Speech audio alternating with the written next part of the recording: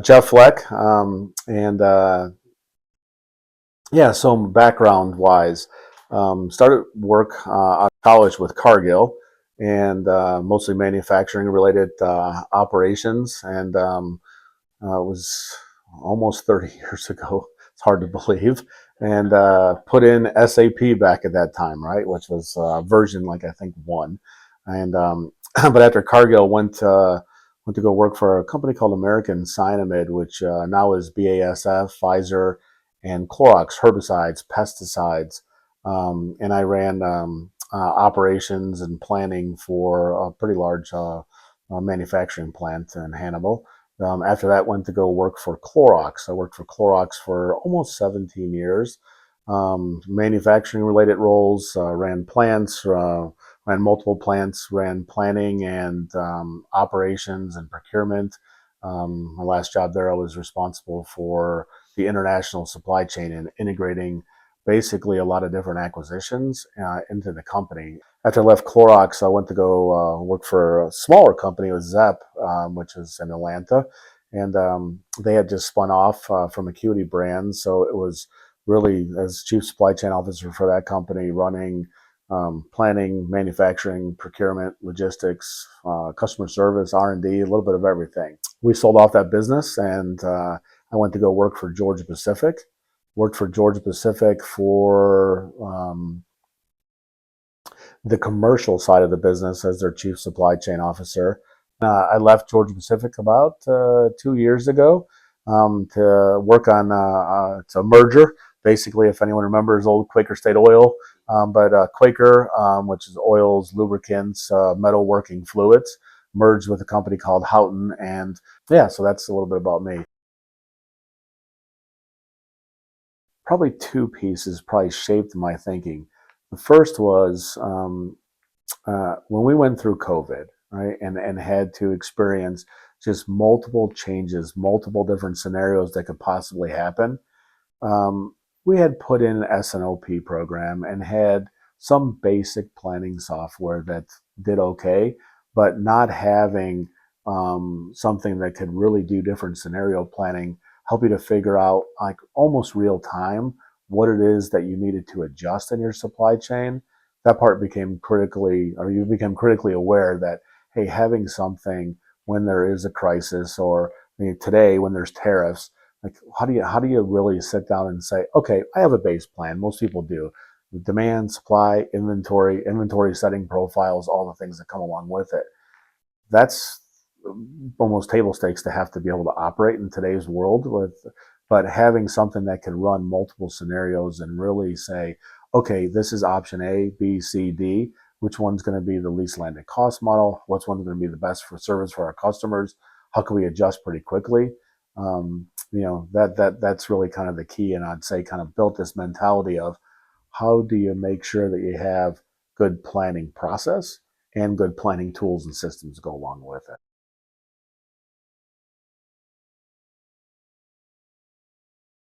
People say that they have poor data, right? So just poor data across the board.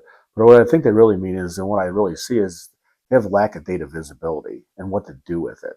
So there, a lot of times there's a bunch of information. It might not be in a great form where you could actually pull and utilize it to either do an analysis on or drive kind of decisions. But I'd say the one biggest thing is this idea between how to utilize the data and make it visible to the people that need to have it, so that they understand, like, hey, I can make a decision off this, or I can have the right discussion for what I'm really trying to drive. I think it comes down to maybe 3 things. One is having a flexible and agile network, right? So understanding how you could flex your network. When I say network, I'm talking about supply and manufacture and logistics all combined. How do you really make sure that you have the agility or the flexibility to be able to be nimble enough to adjust to whatever's happening in the changes in the world? And I'd say the second one is having a clear plan of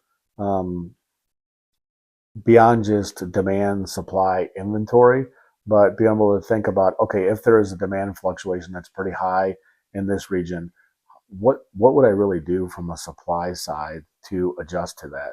How do I do it in a cost-effective manner that still delivers the expectations that the customers have today, which is, I mean, you think about 20 years ago, I think the producers had a little bit more power in the power struggle between producer versus customer. And today, I mean, the customers, hey, I mean, what do they want? They want their product now, right? I mean, think about all the delivery models that are next day. They want their product to be high quality as they possibly can.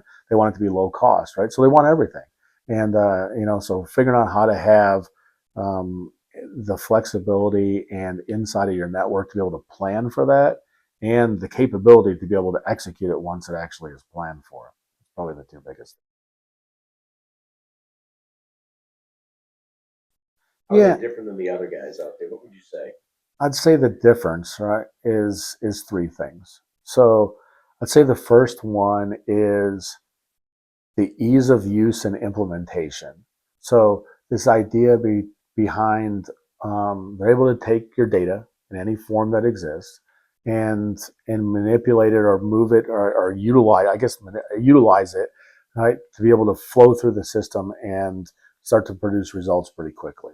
Also, the ease of use is it's really a plain language screen, right? So versus having to remember a whole bunch of numbers and type in this code to get to whatever screen you want to, this plain language mentality, and they're continually updating that to try and improve, so that makes sure that the usability of it is just easy. I'd say the second one is the solver, and everyone has a secret sauce. I'd say the biggest thing in the solver is the ability to run multi-different scenarios is allows you to kind of do this what if planning. And so if you're going through and you have S&OP and you're talking about, hey, this might happen or that might happen, you're able to put different parameters in and run this what if planning. And in the background, the solver is continuing to run multiple different passes on all the different things that you have inputted into it or data that it sees from the outside. It's able to pull in weather. It's able to pull in when there's a strike. It's able to pull in like outside influence data as well as all the core parameters that you have and say, okay, here's the best fit. And I think that's really special. And I'd say the third one from just talking to someone is probably around the service support, right? So when you think about what I talked about earlier is it's not just a technology part. It's not just a technology solution and go away. It's a partnership and trying to figure out, hey, what is it you're trying to solve for? How can we help to improve this? What are we missing so that we can update it? And the platform exists where you can't update it pretty easily. So even though you get a fast implementation, it's like, oh, I don't really like it. Do it what this does over here. We could come up with different solutions to try and figure out how, okay, it's like you're doing more intermediates. That needs to be able to solve for that. How do we make sure we're adjusting to it? Or you want to run multiple things off of the same line. How do we want to think about doing that? And it's like we could adjust one way or the other way to make sure that you're getting a solution that fits your business need, not just fits a square peg. So whenever you start, new role inside the company you're in, new job outside the company, number one, sit down and really figure out and try to understand what is the business, what is the business trying to accomplish? You can get into supply chain and say, hey, it's about cost, it's about quality, it's about manufacturability, it's about improving productivity. All those things are true. But I would say really try to understand, hey, what is the business about and what is it trying to solve? And then based on how they're going to market, well, how do you develop the fulfillment model or the supply chain, and then the supply chain capability to go along with it based on what that business model really is. And sometimes I think early on you learn all this stuff in school and you think you have pretty good knowledge, and you start to focus on, okay, I got to accomplish this task against this KPI or key metric.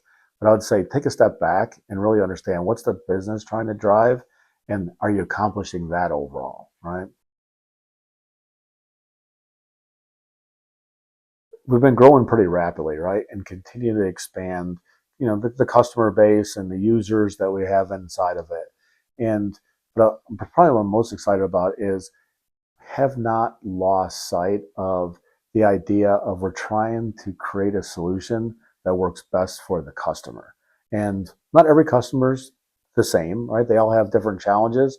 And yes, there's one platform, but the idea behind this service model that tries to continually learn and understand what each one of our customers is trying to solve for and what major, roadblocks or pitfalls or challenges they have.